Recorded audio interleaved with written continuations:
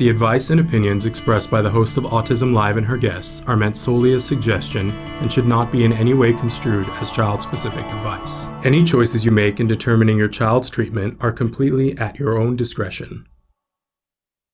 Dr. Doreen Granpeesheh is the Dr. Doreen is an expert in autism. Doreen Granpeesheh. Dr. Granpeesheh. Dr. Doreen Granpeesheh. Dr. Doreen Granpeesheh is a visionary in the field of autism. Now you can ask her questions on Ask Dr. Doreen.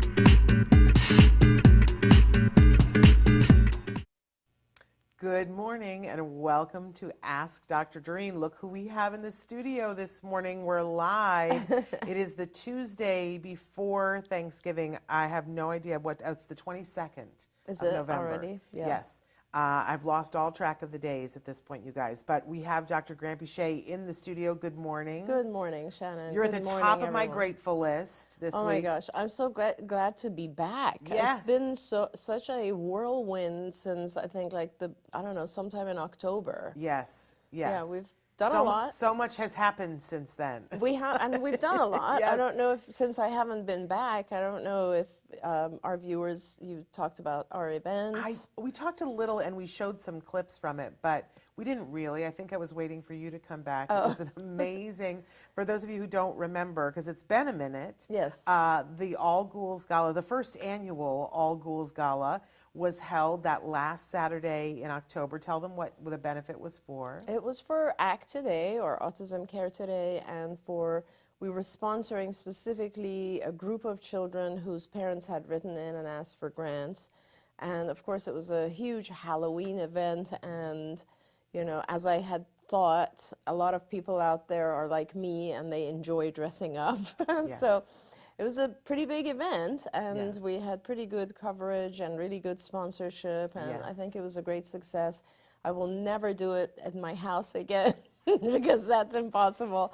But yeah, I'm glad that we had so many people, and it was just great. And today, I guess, if we have the opportunity at the end of the day, we should look at giving out some grants, which is wonderful. Absolutely. It's very exciting. Absolutely. And then after that, I don't know if you know, like literally the day or about 20 hours after that party, Yes. I flew to Saudi Arabia. Yes. And that is a very, very long flight. That's Yes. like 20 somewhat hours of flight time. And then I was there for 10 days. Yes. And that was also wonderful in a lot of ways, sad, but also wonderful. It's a very different lifestyle, and that was an adjustment for me. Even though I was born in Iran, you know, I grew up in a very Western culture, and Saudi is still has certain rules that you have to adhere to. But I saw clinics, I saw schools, I saw families with autism, I saw charity events. I went to an incredible charity event that raised literally $2 million in about 3 hours. Wow. I mean, it was unbelievable because... Did we get the names and addresses of those people? Yeah. Well, let's invite them to next the year's next All one, Ghouls exactly, Gala. exactly. And it was a really well done event too. What they had done was a family, the family that you and I both know, had sponsored 100 artists, painters, to work individually with 100 children on the spectrum for a period of about, I think, 3 to 6 months. And each had produced an art piece, and now the charity was selling the art pieces. How brilliant is that? Right, and with that money, now they're going to have a building for art for kids. So that, I mean, it was my fantastic, goodness. right? So, and then I saw schools that are magnificent and lack really high quality ABA type knowledge. I saw Okay. centers where I was So they actually... needed you. It was really important to be there, let's Yeah. put it that way. And then the centers that I went to was very interesting because I met some really talented registered behavior technicians out there, RBTs. Yeah. And I observed their work, and they were fantastic. I think all they were missing was like a really advanced curriculum, Yeah. like skills. So I'm looking forward to trying to help some of the organizations out there. And, you know, hopefully, excuse me, hopefully I'll be able to help them because, You know, as you know, once I sold Card, I signed a non-competition agreement with Card. Yeah. And so obviously it's they hold me to that. Yes. But you know, from my perspective, helping families on the other side of the world is not really competitive. Right. Since Card really has no intention of opening anything in Saudi Arabia. Right. So I'm going to go ahead and assume that it's okay to help, and I really want to help the families out there and across the Middle East, you know. Yeah. There's kids everywhere Wow. who need our help. And then I came back for literally 2 days. Yes. Then I flew to Philadelphia for, Yes. and this is another wonderful thing, the Eagles Foundation partnered up with UBS, and they had this autism roundtable, which they've had, I think, 6 or 7 times now. Yeah. I've been to a few of them before. And I did a keynote there about kind of the history of autism, ABA, and sort of, you know, how the world of autism and ABA has changed. Yes. And that was awesome as well. It was really nice. There were and I met, and this was a very cool thing for me. Yeah. 2 different parents were in the audience, and it wasn't a big group. It was, I'd say, somewhere around, I don't know, 70 to 100 people at this round table. And 2 different parents came up to me and said, you know, one parent said, you evaluated my daughter and treated her 18 years ago, and then told me all about her. And then a dad came up and said, yeah, my son was with you 20 years ago. He's like 32 now. Yeah, and I was like, wow. That tells you, you know. It's pretty cool, though, to like, I remembered the dad, actually, but it's just really interesting to go back that far. And I got a text from Danny Bowman because she I met saw you her and there, took a picture. You guys know Danny because she appears on Autism Live fairly regularly. She is one of the girls on Love on the Spectrum, the USA version. She's the one that's the animator. And she was at the same conference, and she was excited because you guys just keep missing each other. You keep not being at the same events, and she was really excited to meet you. And she sent me, she's like, look who I finally met. Yes, and I actually had just spoken about Stories from the Spectrum on stage. So when I came down, she immediately said, you know, my work is on there. And I was like, of course I know Danny.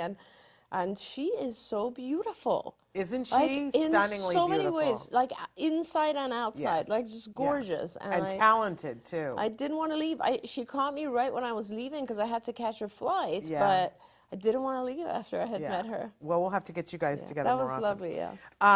But we're here this hour, and Dr. Granpeesheh is we wanted to get you guys caught up because, you know, and for me, there's been nothing but the toy guide.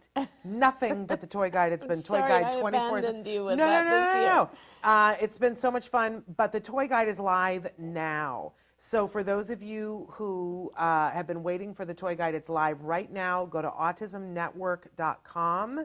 and click on, it says Toy Guide Winners on the top, and then you can pick which category you want.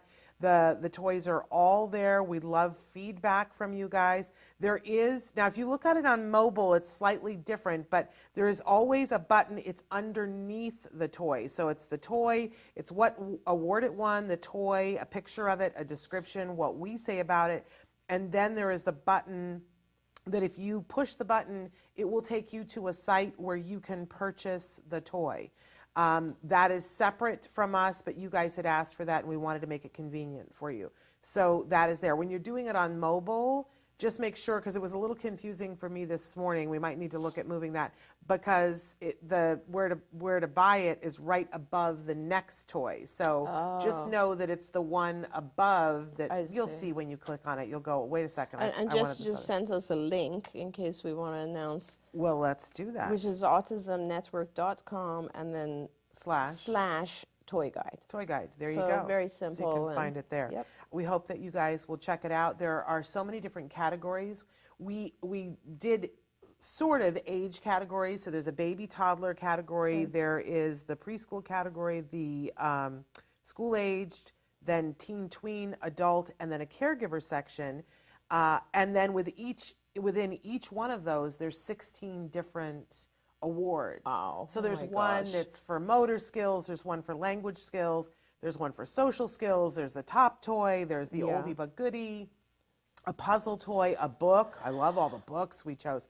But I always say to people, start with the age that the individual is and look at the toys and gifts in that category, but then click on the other ones, because you might have a teenager that likes one of the toys in the adult section, and a lot of times, I mean, people have already looked at it and said, wait, this is in the adult section, because I just don't believe in you have to do something that's age appropriate. So I was actually going to talk about, I'm glad you said it that way, because I feel like there's one of the questions I get a lot, Shannon, is it okay for my 10-year-old to play with toys that are like for 4-year-olds? Right.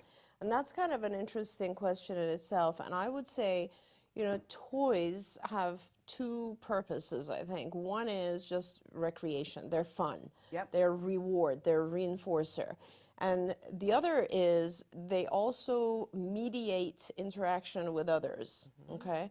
So they are like, when you have a toy, other kids will come up and be interested, and then you end up engaging and so on. So if it's, so for the first purpose, I say children should be allowed, and adults too, by the way, should be allowed to play with whatever. It doesn't matter the age. I agree with you completely. The importance is that it is rewarding to them. And so it's important also for our parents who are looking at the toy guide to consider that. Like, look at the things that your child is into, right? And go to that toy or that level as opposed to just their age. Yeah.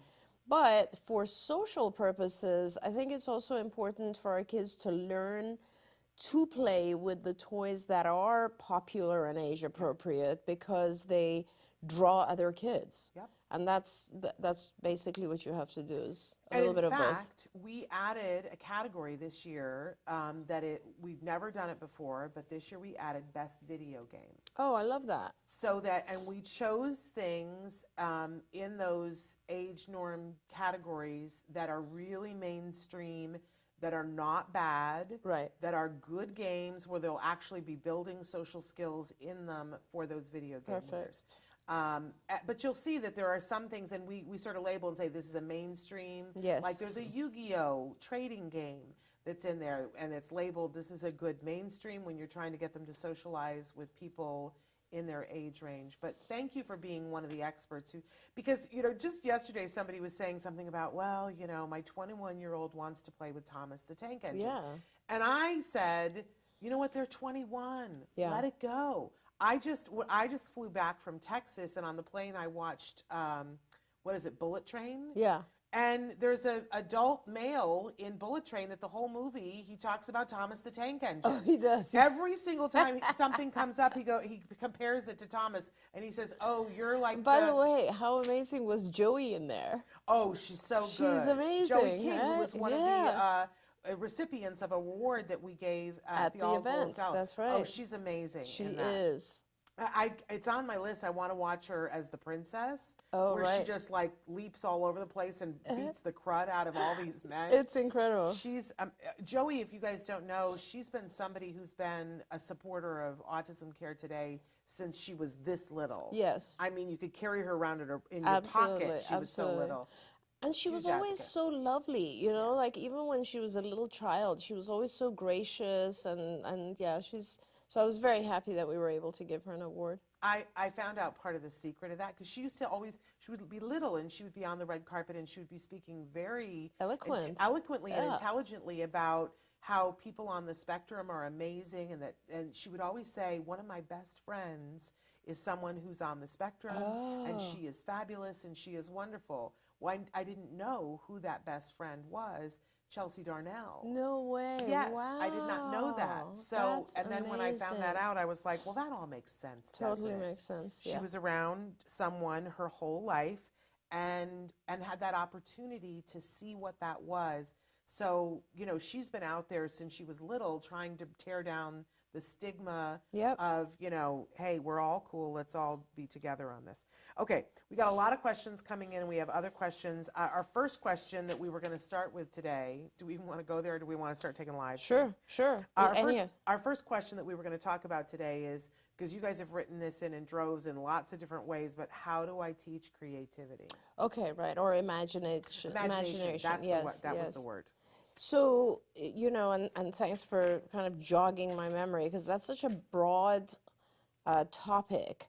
And I think the way that we generally deal with teaching, I guess toy play as a whole is developmentally, right? And when you are very, very young, when you're like, let's say, typical development, like 2-year-old, you're looking at things that we call functional play. And these are like, musical toys where you press a button, something happens. It's a cause and effect type of toy, right? You press something, a light goes on. You turn a handle, somebody pops out, whatever it is.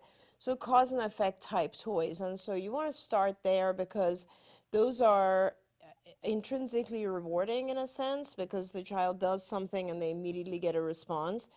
So that's kind of where we start teaching some toys. And then you go on to, because your goal is to get to a point that's very abstract, which is imagination or pretend, which is a very different and difficult concept for a lot of our kids. And I guess when I get there, I'll talk about why that's difficult. But you start with that, and then obviously you will go to things that are like more play that is functional, and you have actual objects that you're using. So for instance, before you go to teaching someone, let's say, dressing up, which is an imagination type thing, or pure pretend, you'll do something that's more symbolic. So for instance, you use a toy telephone and you teach the child the function of the toy telephone. Because a lot of our kids, they see you on the phone, and nowadays obviously a toy telephone is going to look completely different from the phone they see you on, but there are actually toy telephones like this now too, yes. So, and you teach them by modeling, kind of like, oh, hi, I'm talking to Mom, how are you, and so on, and then they see that, and then you care. And again, Shannon, as you know, like with skills, there's 10 different things going on at the same time that kind of come together, right? So separately, you want to make sure that the child has already mastered enough language and a specific lesson, let's say, called greetings, where they're able to say, hi, my name is, who are you, what are you doing, like some basic social conversation, which now you do it first for real, like you get on another phone, your child is on the phone, and then you do it pretend, where there isn't another person on the phone and they're pretending, and then you do it without the phone, so you do it like holding another object. Right. Being able to pretend or have imagination means that you're able to come up with objects and things that aren't in reality used the way that we normally use them, right? It's something in your mind. Now, that is so hard for our kids because of the whole theory of mind concept. And, an example of this is when a child wants to, they're very, very rule governed, right? Something is black or white. And if I take, let's say, a phone and pretend that it's a plate, that just doesn't fit into the normal they look rules. at you like you're crazy. It's just not part of the rules, right? And with a lot of our kids, you have to realize we teach massive amounts of information to them after the fact. And they're classified after their age group, right? So like at a later age, and they're classifying this stuff as we teach them. So for instance, when you teach them about plates, you teach them, usually it's round, it could be square, it's something that you put food on, it's made of china or plastic or whatever. So you teach all these descriptors about that particular thing. Now, removing those rules and applying a completely different rule, it's like, okay, well, I guess this is rectangular. I mean, I guess it could be only because the feature that it has in common is that it's a flat surface, with plates. So all of that is very difficult to get to. So you want to kind of go around and do, a lot of symbolic play, but functional pretend play, and eventually get the child to a point where they're ready to make up things. There's a really good lesson that we had in skills, and again, we've talked about skills, and I don't know if it's available to the public right now, but hopefully it is, and I think soon I'm going to try and write out some of these lessons for publication. But what this particular lesson is you'll just start with something like a basic shape, like a circle, and you'll show it to the child, and the child will most likely say it's a circle because that's what you've taught. And then you'll say, well, I think it's also a cookie. And you teach the child to come up with other things that could potentially, like it could be a pizza, it could be, I don't know, a ball, it could be various other things. It could be the moon. It could be the moon, it could be the sun. Right. And so as you keep doing that, the boundaries that you've taught start to become gray. And that's very, very important for our kids, because when they learn certain rules, they become extremely rule governed, and they become rigid in a sense. And they're like, you know, your bedtime is 8 o'clock means 8 o'clock. It can't be 8:01. Those types of rigid behaviors then start to dissipate because they understand that it's not all black and white, it can be gray. And imaginative play also comes a lot from things like, for instance, once you get to the point where your child can have a conversation about what they're seeing on TV, like cartoons or so on, and you can sit and talk about, like, you know, oh, that was funny, he was flying, but you can't really fly, right? That's pretend. And so making kind of two buckets of things that are real and things that are pretend, and that you can have fun with the things that are pretend. And that's kind of also where dressing up comes in, where, you know, you dress up as a fireman or as your mom or whatever it is, and you talk a lot about pretending to be that person. It's very, very helpful because, you know, one of the problems with perspective taking is that our kids are very much only in their own head and have a hard time taking someone else's perspective. And once you get to pretend play, like dress up and that kind of imaginative play, it really helps them to see things from someone else's perspective, which is also a big deal. I think it helps, and tell me if I'm in left field, but I think it helps with anxiety too. That if you are so rule governed and the plate can only be the plate and that's all it can ever be, I see, because this is the thing I love the most. I'm the aunt that always would come over and pick up my coffee cup and be like, hello, oh, it's the phone, it's for you. And the kids would always look at me like, what? And it would be this thing, and then they would go, oh. And it takes a little bit longer with a lot of kids on the spectrum, but I find that you can get there with them too. And when they go, oh, then this could be other things, I could have fun with that. In the beginning, I've noticed that there's just a little bit of anxiety. Like, oh, no, don't do that. That's a coffee cup. You don't put it up to your ear and talk to grandma on that, right? Definitely. And I would rather see them go through that anxiety in a safe way while we're talking about a coffee cup than later on when they're at school, when somebody's doing something, and have the meltdown there. Absolutely. Because we survive it. 100%. And, you know, Shannon, you bring up a really important point. The whole concept of just our kids and how much anxiety they bear all the time. And, you know, I've talked a lot about how I think just having sensitivity to light and sound causes anxiety. Having to be in a social environment where you feel like you're not able to understand or speak as well as others causes anxiety. All of these things cause anxiety.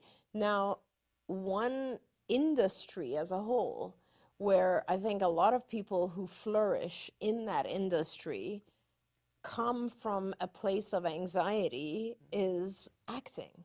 Oh, yes. Right? When you're an actor, you're on stage being someone else, and that helps. I've talked to a lot of people who do that, and comedians, actors, and so on, and they're like, you know, my anxiety is completely gone because I'm someone else. Yes. And teaching our kids to actually like be able to put on that persona and then get a lot of reward for it, like a lot of like, wow, that was incredible acting, is something that will definitely help their anxiety, and it will give them an out. Yeah, well, I mean, I love that. Yeah. And everybody I know in theater, because I don't know if everybody knows, I used to teach theater. That's what my master's degree is in, theater. And so I used to teach college theater, and I would always say it's called a play for a reason. Yes, yes. We're playing, yes, right? I love that. But it does help with anxiety. Okay, So I hope that question is answered. That's the beginnings of how to teach imagination. So let's get to some of the questions that you guys have had coming in. I think Traven probably already showed you some of the ways to connect with the show, some of the different ways that you can be watching. We really want to remind you, especially today and right now, that if you go to our website, autismnetwork.com, that's a hub where you can be connected to everything, the toy guide, Ask Dr. Doreen, Autism Live, Stories from the Spectrum. And when you're on that site, about 6 seconds after you join it, a pop-up will come up and ask if you want to join to be on our mailing list. And we have not been sending you things because we don't like to abuse that, right? We only like to use that when we've got something good. But I will tell you something that later on this week, we're going to be sending out a newsletter for all of you for Black Friday. And there's going to be at least one coupon in it that's going to be for money off of one of our favorite toys this year. So Great. you're going to want to get that email. Awesome. Because when you see this toy, you're going to want it. So please, if you haven't already, sign up to be on that newsletter because you're going to be hearing from me, and we're going to do that again in December. Because I want it to be meaningful. We're not just going to spam and put things in For sure. but this is something that you're going to want. So definitely go there. But if Traven hasn't already shown you, there's lots of different ways where you can watch the show, including on our website. And if you're not watching live now, watch in podcast. We're available any place that you get your podcasts for free. If you want to watch picture and sound, our home for that is YouTube. Definitely check out our YouTube channel there. And you can subscribe to our YouTube channel to know things that are going on there as well. So Teresa has written in, good morning to everybody, by the way. I'm saying hi to Teresa, Liliana, Yasmin, and then Shas, I don't know, and Susie, good morning to you, and many others. The list is way too long. Felix, good morning, and Michelle, hi. So Teresa was first this morning and wrote in and said that she's a graduate student, and she says, if my hypothesis is automatically maintained function, how should my trial basis FA be conducted? Okay. Yeah. Dig into the jargon there. Sure. So, your hypothesis has to be some sort of assumption. So your hypothesis is automatically maintained function is this or that, right? It's not just about automatically maintained function. It's some aspect of that. So maybe you can also tell me more about that. But that being said, and just for our viewers, just for our because when you're doing a hypothesis, your hypothesis is, let's say, the moon is green. Okay. You have to have an idea, and then and that's your hypothesis, and then you have to go about proving it right or wrong. Right? Yeah. So with an automatically maintained function, what Teresa is talking about is essentially there are behaviors where in behavior analysis, and I've talked about this a lot because, we don't know what the function is. And as you know, with behavior analysis, you are always looking for the function of a behavior. So for instance, if I hit you, it's either going to be because I want something you have, or I'm trying to get out of a situation, or I'm trying to get someone's attention, or there are specific functions, right? And those are the ones I always talk about where I say it's either to gain something or avoid something. Right. So, but with automatically maintained behaviors in behavior analysis, we say they are intrinsically reinforced. That means there's something going on inside that is maintaining that behavior, right? I always say the paycheck is on the inside. Exactly. That's the best way to put it. Okay. And I think what Teresa's asking is like, if this, and with a functional analysis, what you're trying to do is you look at a behavior and you look at what happened right before it and what happened right after it, and because your point in behavior analysis is to change either the antecedent or the consequence or both, right, in order to change that behavior. Right. So with automatically maintained behaviors, that's very difficult to do. So because you don't know what's going on internally, right? That's causing this or is the consequence of it, right? So for instance, a great example of an automatically maintained behavior is, let's say, visual stimming. Right? And if someone is like looking at stuff like this, you don't know what they're getting out of that. What is the function? Why are they doing this? Right. And so Teresa has a great question. She's saying, how do I actually do a functional assessment with that? Now, you cannot do an experimental functional analysis. The experimental one means that you're trying to instigate a specific behavior Right. and see if what you just did really did cause it. Now, we do Right. that sometimes when we're not sure about the function of a behavior, Right. like a child hits other kids. We're going to try different types of scenarios to actually provoke that behavior. In a very controlled In environment, a very, right? very experimental FAs are always very, very controlled. Okay. So with an automatically maintained function, you really can't do that because it's not in your control. But you can still observe. You can do an observational functional assessment where you're looking and seeing that every time this, and you have to do lots of observations, and you'll see that when these particular types of behaviors occur, there's usually something before or something after. Now, I love this question, Teresa, because I've always thought to myself, what is it internally? And I've classified in my own head, and that might go into your thesis, I don't know, but you might want to classify them and see if you can identify different types of possible antecedents. So, for example, for me, certain behaviors, certain self-stimulatory, ritualistic, stereotypical behaviors actually show pain. They show a reduction of pain. So, for instance, escape from pain, okay?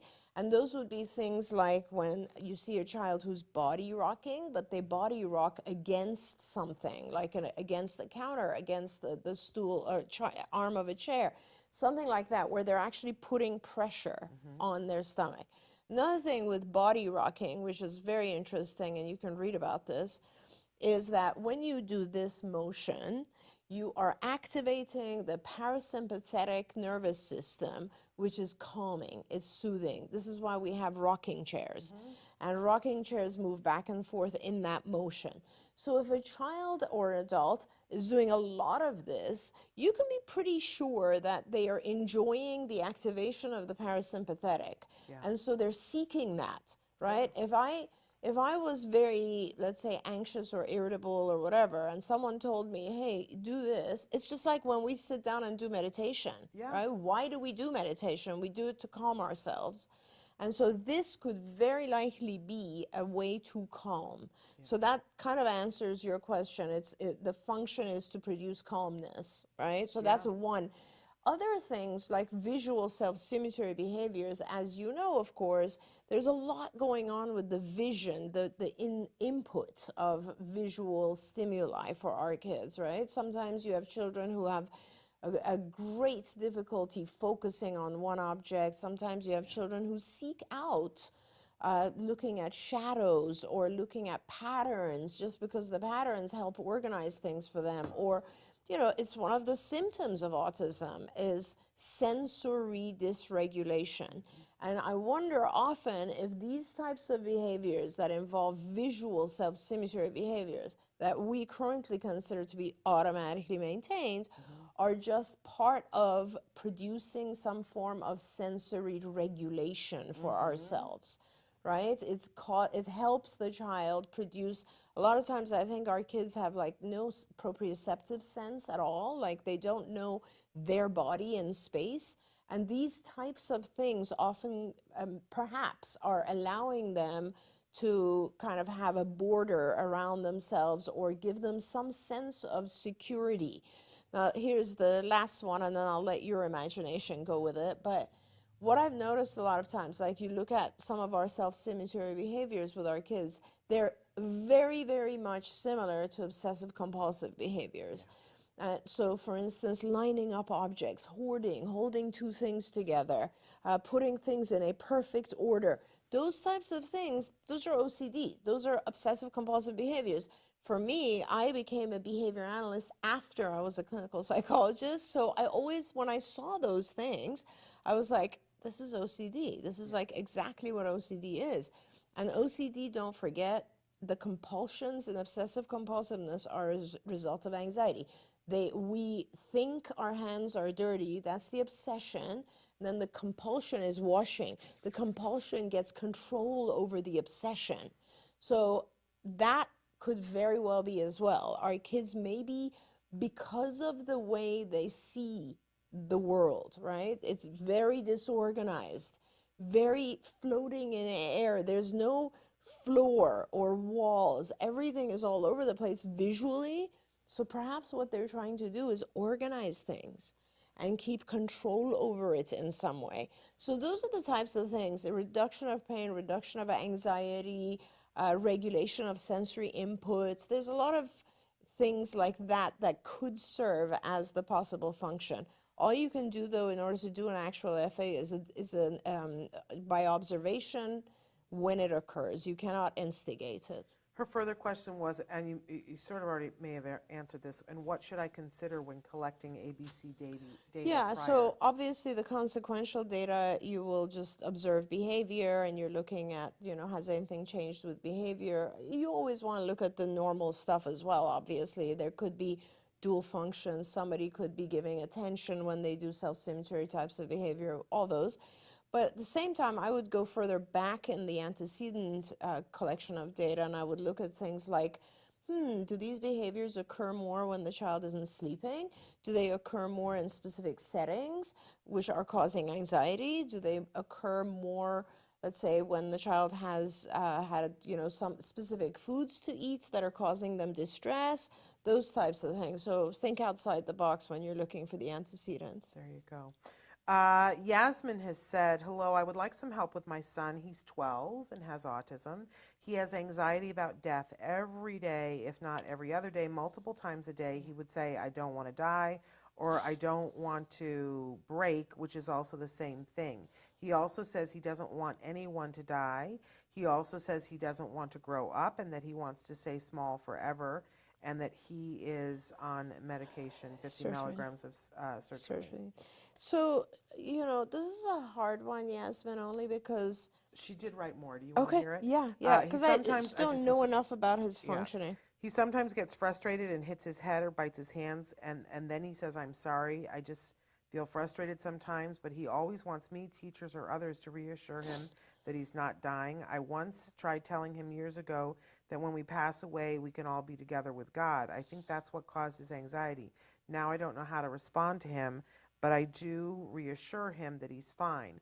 But what he really wants to hear is that he's not going to die ever. How can I help him? I'm so lost. I know that this is consistently in his mind, and the unknown gets him really anxious, and that's all. Yeah. So this is an interesting one, because I think there's actually more going on than just the anxiety. I think he's also getting a lot of attention for this particular thing. And a lot of times our kids do that. They have anxiety, they come to you, you give them attention, it dissipates the anxiety, but at the same time, they start to enjoy the attention. So they start to produce things to talk about that they will almost ruminate and talk repeatedly about a subject that they know will get everyone to help them calm down. Yeah. So you kind of need to break it in two different ways, I think. One is, the subject of dying is way too abstract. I don't know exactly how much your son doesn't understand what he's visualizing, but if you want to, you can certainly paint a much more beautiful picture about death, which is, produce an incredible painting with him, or a craft, which is heaven, and make it a desirable thing. You certainly can do that. Yeah. It still might be a little too abstract. I don't know if he's had the experience recently or even not recently, of someone dying that so that they're gone. And I think his fear might be, where do you go? Once you're dead, where am I going to go? So you certainly can produce a very, very concrete vision of a beautiful place for him. But I do want to caution you that it is going to continue to be a subject. When we get anxious, and this is not just your child, all of us, we focus on one thing and we obsess on it. And that might be something that is also happening here. He has a certain level of anxiety. And I think once you have produced that visual of, this is the beautiful heaven that you will go to when you die, when we all die, we're all going to be together. It's going to be just like another house that we're in. We're all going to be having a great time together, if that's okay with you. Because I know religiously sometimes we're not okay with telling those things to our kids. But it's important, I think, that you paint a much more, since you've already started, we'll all be with God. I don't know if he understands that concept. I think it's important for him to know he'll be with you, with all of his friends, with his toys, with his teachers, with his people that he loves, in his room that he loves, like nothing really changes for him, or maybe a nicer place that he wants to, like Disneyland, something like that. And then when you've done that exercise, in order to reduce the kind of rumination, obsession, talking about it, when he brings it up, you just point to the picture and change the subject.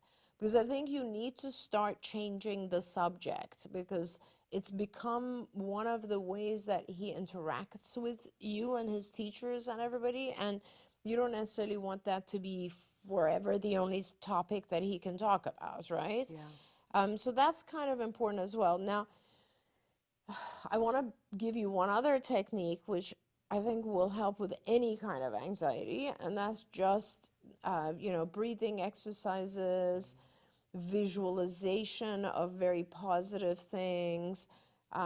It's always important for our kids to learn self-soothing. Self-soothing is really, really good. And I teach our kids self-soothing by just giving them a corner of their room that they design.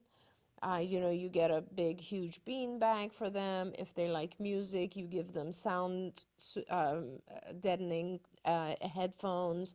You play their favorite stuff there. If they like an iPad, whatever, the stuffed animals, blanket, whatever it is. And in any scenario where they're not feeling well, that's a place for them to go and self-soothe. So that's another thing if he's really experiencing anxiety. She says they did have a death recently, a few months ago, but they have not yet told him. He believes that the person is still in the hospital. And she asks the question, how do I present it to him? I think she's talking about the visual. I'm not sure. She says, do I say when he asks me if he's dying, or do I set up a day to explain that for him, the visual of the good I would place? set up a day separately, and I wouldn't engage with it when he's saying I'm dying. And I would just start to I would do that pretty fast, pretty soon, and just talk about the beautiful place. Now, sometimes our kids, we don't tell them something, but they hear, they overhear, or, he may know that if someone goes to the hospital, it's not necessarily a good thing, that kind of stuff. So it probably did evoke the whole thing, but I think you can make it a much better experience for him. There you go. Okay, I want to turn to, wait a second, I lost my place. I think. S.H. Ash Yes. said, Dear Doreen, for 9-year-old third grader in gen ed classroom, still has problem with friendship, is fully verbal. School has pulled out special ed support and speech. Only support remains is social group. He still has a big time problem with flexible thinking and friendship. What can be done by the family now? So that is a fantastic question, because a lot of times we think that, and this is, a lot of parents will ask me, why do I hold children out of school until I've taught them a ton of skills? And that's because of this, because a lot of times we think if I put my child in school, they're going to get the support and the experience, and they're just going to learn in vivo, is how I say it. So kind of like as they're living life.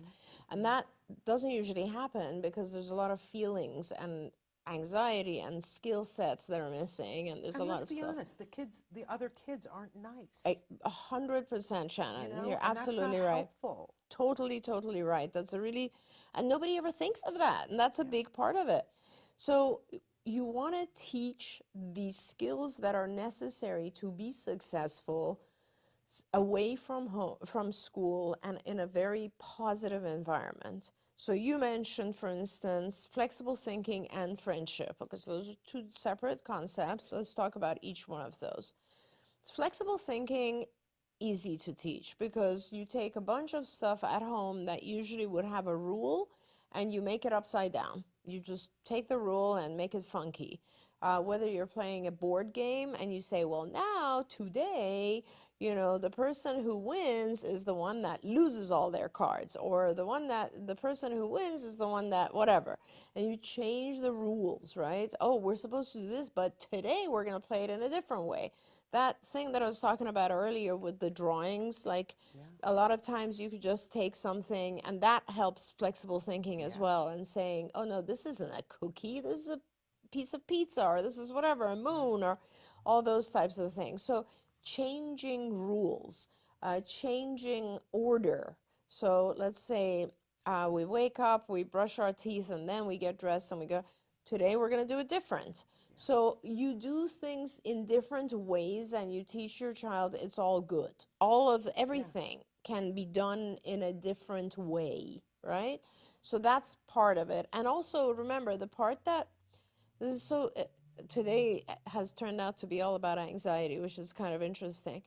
What bothers us when we become inflexible, it's because we're anxious.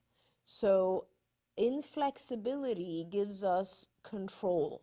Having specific rules about things happening at a certain time and in a certain way makes us feel more in control and safer. Okay, so that tells me that he's having a little bit of a hard time in school. Something is causing him anxiety. Very likely, our kids get to a point, you know, especially 9, it sounds like great language and so on.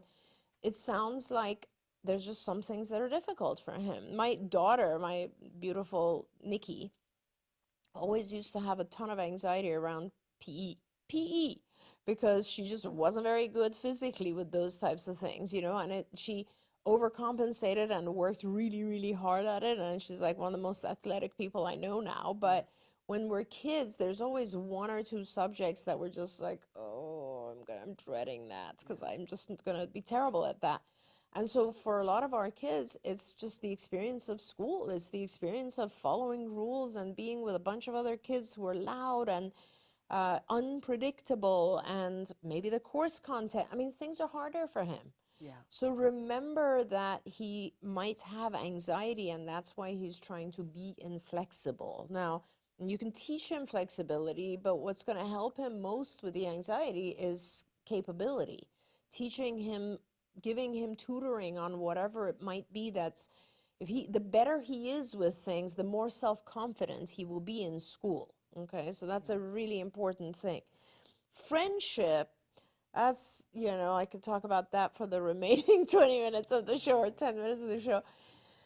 So friendship, the best things that I can tell you real quickly are, first you want to work on the skills, which are things like seeing things from someone else's perspective. So that's the whole array of theory of mind lessons, right? Teaching people, how does someone else feel? What do you think they're thinking? What types of things do you think this person might want if they were to throw a party? When they're sad, what are some things you can do to help them? Like those empathy and perspective taking. Excuse me. But then you also want to teach them things like turn taking, being willing to listen to someone else's subject of interest, not just your own. This is called social conversational skills, right? The distance you stand when you talk to someone, paying attention to someone else, being able to repair a conversation. Like, let's say you're talking about something, someone's losing interest. How do you even tell they're losing interest? How do you repair that conversation? How do you join a group of friends as opposed to one friend? So these are, like, I'd say easily 30 different lessons that go into social behavior, at least 30, maybe 40, 50, like so many different things that you would have to teach separately. If you are interested in learning more about these, then please go on Skills for Autism. And I think that if it's still live online, you should be able to see those when you purchase a license for it. But all of that said, the whole thing about friendship is just teaching the child to interact with all those skills, but first with one other child. That's my biggest recommendation. We throw our kids into school and we kind of expect them to, just fit into a group of kids. No, find a child who is calm, loving, caring, teacher-like. Often I say a slightly older girl is good. And bring them home if you can, as their parents, and see if you can arrange one-on-one play dates, because your child needs to attach to one other person. That will really change their life, really change their life. No matter what age or disability or none, when we have one other friend, our courage multiplies. And when there's two of you in school, your child will do a lot better and will learn from the other child and will interact with others and all that. So that's kind of where I would focus, is teaching a lot of skills outside of school and then doing play dates with one other child if possible. Absolutely. I was told to find either the bossy girl Yes. or the kid who is like a middle child in a family that has, like 6 kids. Absolutely. Or somebody who's an only child where the mom is like, I just need a break. That's true. That's a good one. Right? And that, make your house the fun place to go. Definitely. So that everybody wants to go to your house. Definitely. And keep the play dates as short as you can. It's Yes. hard when it's the single mom who wanted the break. That's so she true. wants to be gone for 8 hours. Yeah. But do you know what I mean? Like, I completely know what you mean. I And have the coolest toys. I mean, talking about our toy guide right now, Oh my gosh, yeah. there's so many studies, Shannon, on the fact that toys, a unique toy, draws other kids. Yeah, everybody wants to So visit. that's part of it too. Yeah, you have the Oculus. Everybody wants to come to Exactly. your house. I know. I live in that neighborhood. Okay. I wanted to come to your house when he got the Oculus. I love that. You can come to my house and play Oculus. And now it's gotten so crazy. The things that Is they he can so do. good? Oh my God. I can't play it. Anyway, I wanted to address, Felix wrote it in and said, hello, I just wanted to know about the lawsuit for Tylenol. I have a Yes. son with autism. I called the number that was posted online on the episode. Just wanted to know if it was okay that I gave them my social security number. Okay, because many of you have written in and asked this question, and I want to say this, that when you watch any of the episodes in the last couple of months where we had a specific Yes. phone number, that is a law firm that I did all of the research on to vet to see that they are the real deal. And you are entering into a lawsuit arena, so they are going to need your social security number. I know we all feel uncomfortable about that. Yeah. But it is something that they will ask you. But I did vet them. Yeah. Do not. That does not extend to other things that you see online for other law firms, because there are multiple law firms. Oh, are there now? Yes. Oh, I didn't know that. Multiple around the country that are seeking This whole thing. and I have not vetted all of those. I just vetted Shapiro Law Group, and they are the real deal. So, I can speak to them if that helps you. I know it's very uncomfortable when people start asking you, circumstances around your child. When was your child born? When were they diagnosed? You feel like, I'm letting you into my very private stuff. And then they ask for your social security number. Yeah. And you go, But if you call that number and you're talking to Shapiro Law Group, they're a very reputable law group. So That's great. Anyway. And this whole thing, it's so interesting for me because I see it all over the TV as well now. Oh, yes. But it's very interesting because we always knew that, Tylenol is a medication that on its own is very difficult to detox from. Yeah. And we are all told when our babies get vaccinated, or even when we have issues and we're pregnant, take Tylenol or give the baby Tylenol. And that obviously now together with all the research about autism and toxicity and so on, it makes sense that this would be happening now. Absolutely, absolutely. Can I tell you, I flew to Texas to be at a party, and that was the number one question that everybody kept coming up to me and saying, talk to me about the Tylenol thing. And I've been talking about Tylenol for 10 years. But I mean, this is my issue, Shannon. I'm not sure that it's fair to sue Tylenol. I think it's more about what training our doctors get, because it's the doctor who tells you, take Tylenol, give your baby Tylenol. You know what I mean? Well, there are a lot of different aspects to this. And I think what people are learning is that, it's not just one thing. And this is true of a lot of medicines, right? that, you know, you can take one medicine and be perfectly fine, and then if you take another medicine, with that medicine, now suddenly you have a problem. Correct. So what is the problem? Is it this medicine? Is it this medicine? Or is it the person who prescribed it? Or is it the person who is taking it who didn't read the things and details. put it together, because we're supposed to all know Yes. how things interact? So there's a lot here, but what I enjoy is that we're finally asking the meaningful questions. Yes. Because there's That's some true. sense to this. Yes. That if you take, you know, I hate it when people just try to shut conversations down and say, oh, it has nothing to do with this and it has nothing to do with that. Maybe in your body.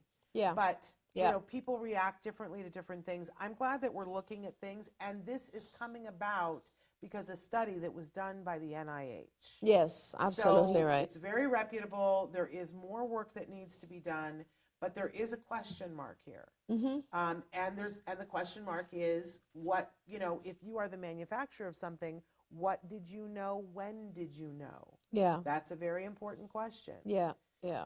And then how did you disseminate that information Right. to the public? Yeah. Were you, you know? Yeah. So all of that's being looked at, and I Right. appreciate that. I want to see. We don't really have time, but we have a question. A mom who is in great need. Yeah. My please. son has been doing speech therapy. His autism is severe, and he's not interested. He doesn't pay attention. It's not interesting. I don't know what to do. I've already taken away TV. I only let him watch TV on Fridays and Saturdays, Fridays to Sundays now, and all he does is play with his shoelaces or strings or goes to the kitchen for food. I don't know how to balance stuff. I'm trying to do my work for my career, also time to go to the gym, and for my son. I feel guilty when I'm studying, and just wondering how to deal with. I have toys for him. But he has no interest in anything that I've tried. What he does is mess with my stuff. When I have the TV off, like my laptop or keyboard, or climbs on top of the refrigerator and messes with the cat's water.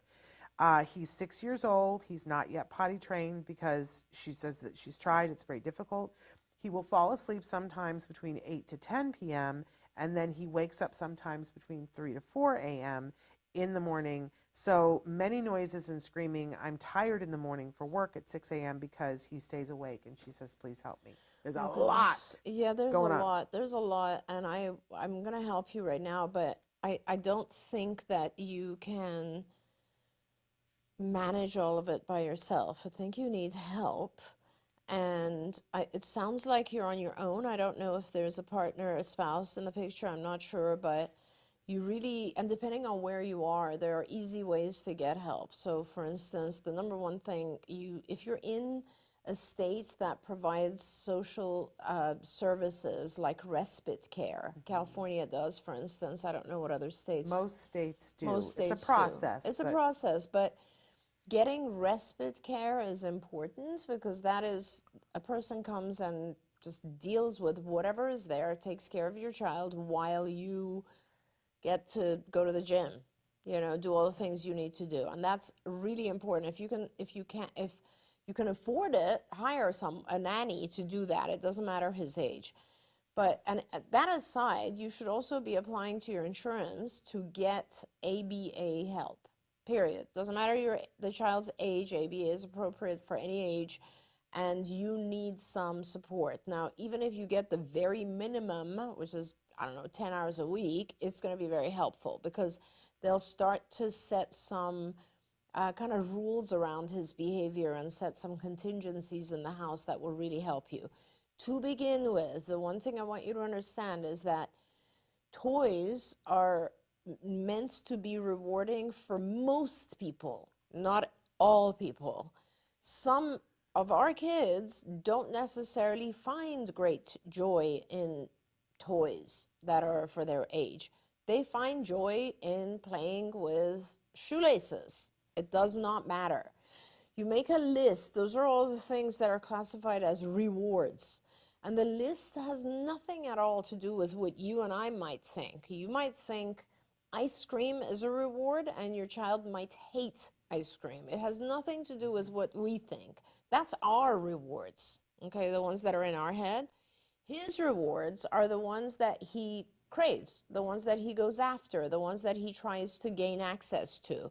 And already I can tell you, it sounds like TV is one, playing with things like a shoelace or similar to that is another one. Perhaps water play might be one. And obviously computer or some sort of technology is one. There's 4, and food, right? There's 5. And those are all in one way or another fine. Some are preferable to others, and you never want your child to be obsessed with only one, but you're very lucky that he's interested in all 5. That's great. So now you have a bunch of things that he likes and a bunch of things you want him to do. Okay, so for instance, you want him to sit quietly for 30 minutes and, you know, while you're working, or I don't know what it might be. You start with a very low requirement, so sitting quietly for 1 minute, and you allow him a large quantity of one of those rewards.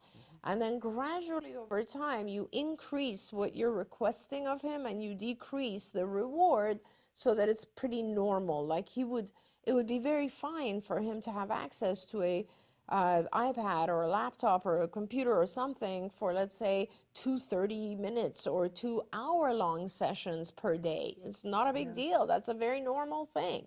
So put that into his schedule. Someone who's working in ABA, like a BCBA, if you can get involved with them, will help you produce these types of schedules.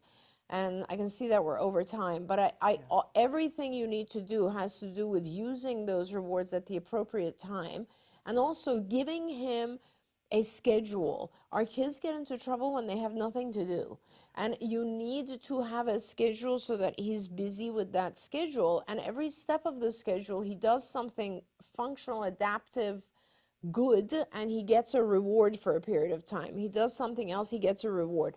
And that's how we live our lives. We don't realize that it's really that simple to produce that for our kids. Absolutely. You're brilliant, and I adore you. Thank you. And I love you. I'm so glad that we had this time together with all of you, and I'm sorry that we didn't get to everything. I want you to know that we're back tomorrow live. We're continuing the Festival of Toys. Tomorrow, I'm showing you a bunch of the winners from the teen and tween part of the toy guide and the adult portion. Then, starting on Thursday morning, we have our Thanksgiving Festival of Toys Marathon. Wow. So we're going to show you over the years some of the great toys that we have demoed. You'll see Dr. Granpeesheh playing with toys with me. You'll see my husband. You'll see past producers. My kids. Your kids. Nancy Allspot Jackson. Awesome. You know, the only person I haven't had made do it is my son. Oh my gosh. At some point, I need to make him do that Absolutely. with me. But anyway, you'll see all the craziness because we play with the toys and we have a good time. So all of them, you'll get to see all of that. Traven's got that ready for you guys. But tomorrow, we're back live. But if you aren't here with us, make sure we want to wish you a very happy Thanksgiving. Happy Thanksgiving to all of our viewers and to you and to Traven. I'm very grateful for you both. To you. Thank you. We're so grateful for you. But don't go away. Come back tomorrow to see the teen, tween, and adult category winners because they're fabulous. Some of them are just incredible. And there's a coupon for, and make sure you sign up for our newsletter. So we'll see you tomorrow. Until then, give your kiddos a hug from me and one for you too. Bye-bye for now.